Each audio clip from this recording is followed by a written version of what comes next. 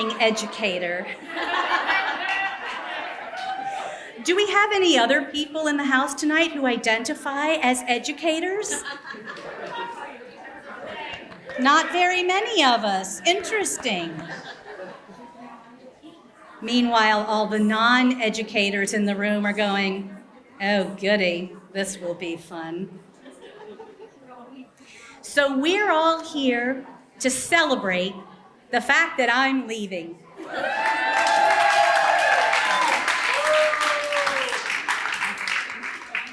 I'm retiring from public school, largely for the same reason I went into it: fame and fortune. No, I went into education because I just have this stupid, helpless obsession with inspiring people. It's addictive, watching the lights go on in your students' eyes. Kind of like what's happening right now with you. Only in your case, it's the booze, isn't it?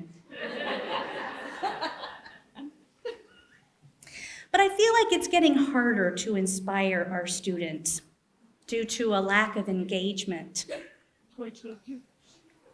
Unfortunately, our current decision makers, many of whom, and I know this is going to be shocking, are not currently in the classroom, are doing a lot of talking about rigor mortis.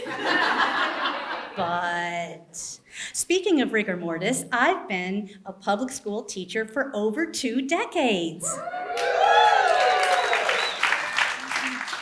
Now, I don't know if you know this about me, but I used to be a lot younger. Teacher years are like dog years, so really, I've been teaching for over 140 years. Obviously. And I just poured my whole heart and soul into it, gave it my very, very best, and became very, very proficient.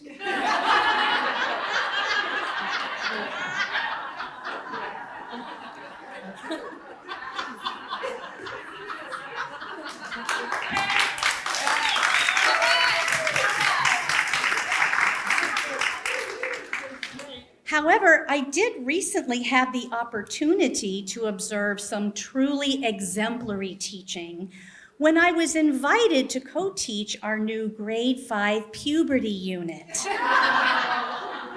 So thanks again for that opportunity, Dan. So Dan is our principal at the field school, and he is just teaching his heart out. And projected on the board is a helpful diagram. Well, what do you think that diagram depicted, children? Let's do a turn and talk. So he's referencing the diagram, he's moving towards it. There's a lot of rigor.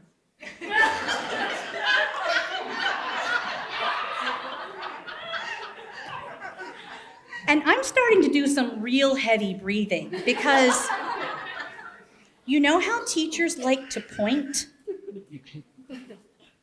Well, Dan's finger is starting to get an erection.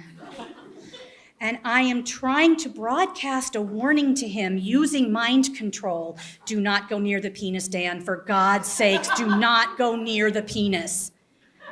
And he approaches. And at the last possible second, he hangs a sharp right and moves away from the penis. That was me, Dan. You're welcome. And you could tell how the lesson was progressing by what the students were doing with their hoodies. At the first mention of the word penis, the hoods come up. Erection, the strings start to tighten. By the time we get to the word vagina, all Dan and I can see are just rows of hoodie sphincters. And by the time we get to the shedding of the uterine lining, it is just too much for one poor kid. He barely has time to loosen his hoodie sphincter before vomiting in a nearby trash receptacle. Now that's just good teaching.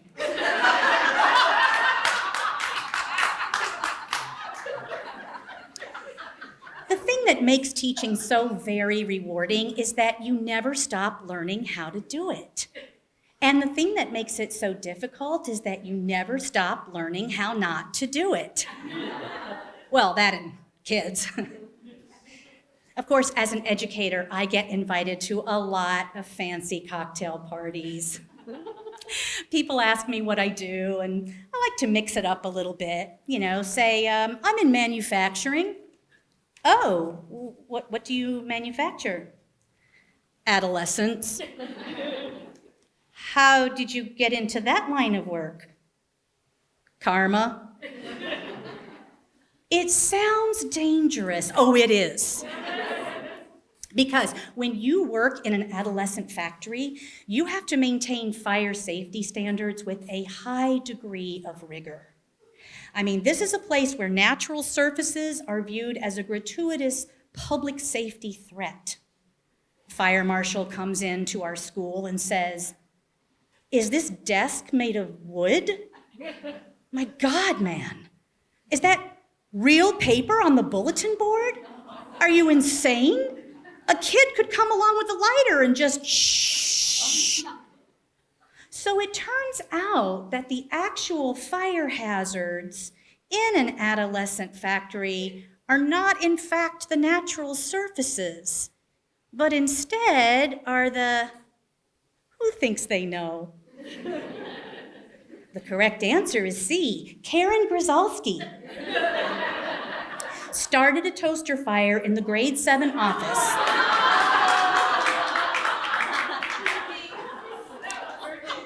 Principal Oates had to come running in, unplug it, and throw it out the window in a shirt made of cotton, like it was nothing. Being an educator is a lot like being a comedian, with one notable difference. You're always trying out new material and seeing how your audience responds so you can adjust your practice accordingly. Never say the number 69 again. Add threesome to the list. Also crotchety. Never mind that it's a vocabulary word. You have to be very, very careful when you say the word organism. One slip of the tongue. Never tell that joke again. A good comedian's audience is held captive, while a teacher's audience is literally held captive. It's like what Claude Valley used to say. We put on, basically, kids' birthday parties for a day. But, instead of cake, we serve math. And instead of party favors, we give out homework. Kids are like, "Oh, goody, this will be fun." Claude's an excellent math teacher. They say how you do anything is how you do everything, and I really hope that's not true, because math.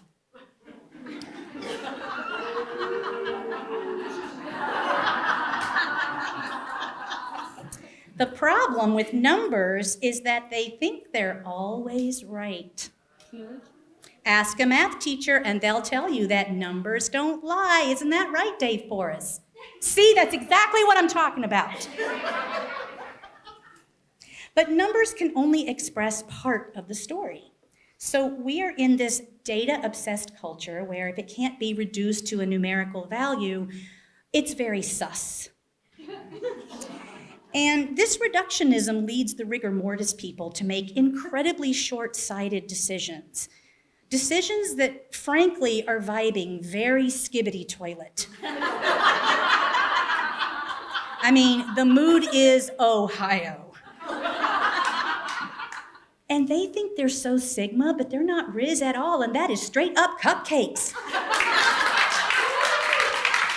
Yo. Much like a middle schooler, educational data is messy. Think about what the MCAS measures: content knowledge, motivation, Wi-Fi signal, abject despair because teachers are ruining kids' lives. Whose Chromebook is going to catch on fire this year? That really happened in Uxbridge, which just goes to show you that mind control really is a thing. Kids hate the test so much. They're like, please catch fire, please catch fire. Holy shit, that fire is fire! Slay! And I think another issue with the rigor mortis people is that they sometimes view teachers as sort of educational technicians. Like, we just happen to know the correct order to perform transactions with the human young, and that's what makes a highly qualified teacher. Like, it's just rearranging furniture, which we do a lot of during active shooter drills. You know, we're just pushing desks on the Titanic.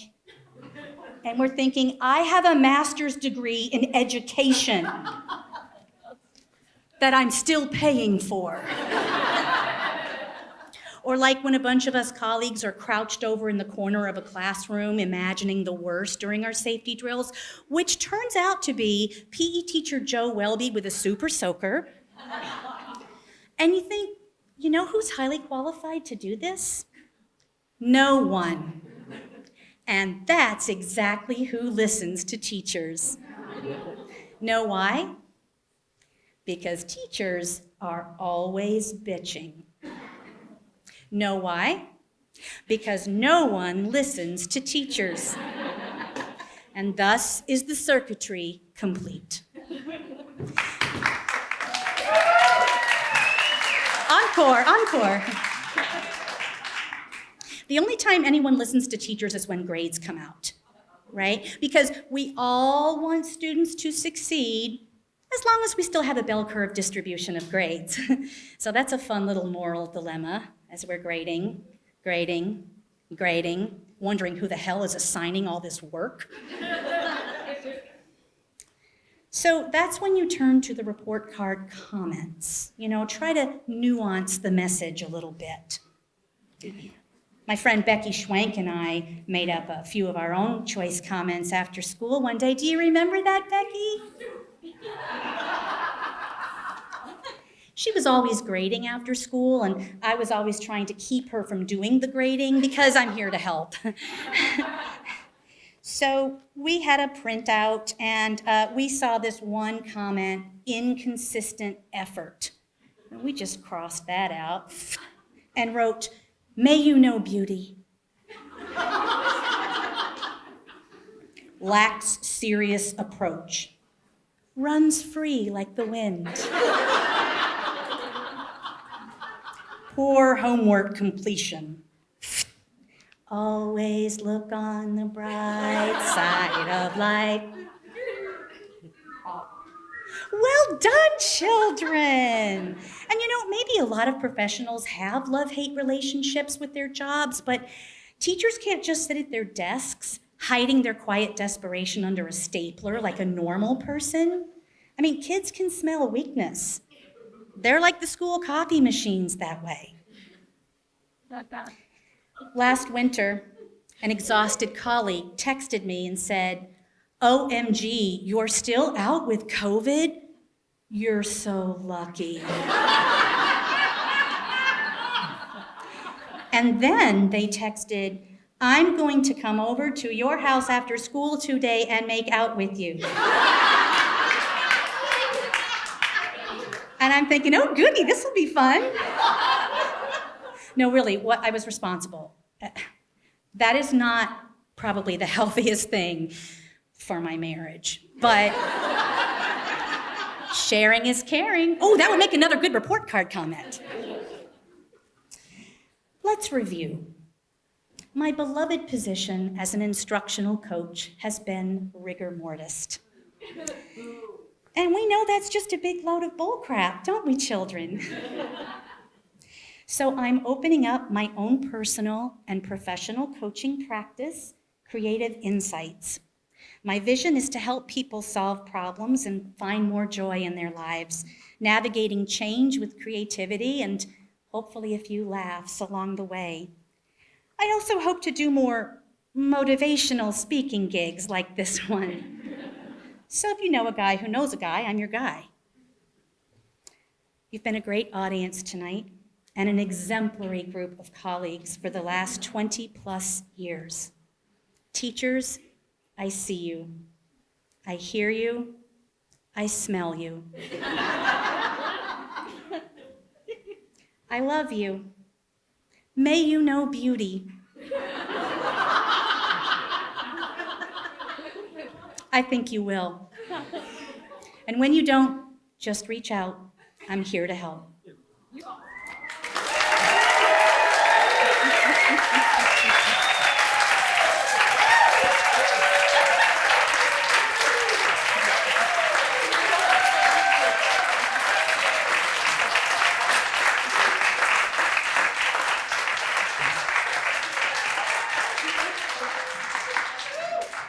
And we just have one more item on our performance list for tonight, and you'll notice that there are some lyrics scattered around on the tables. If you would like to, please feel free to sing the fourth and fifth verses with us. And this is a song that I've loved for many, many years, and I've dreamed about having it at my retirement party. So I hope you enjoy.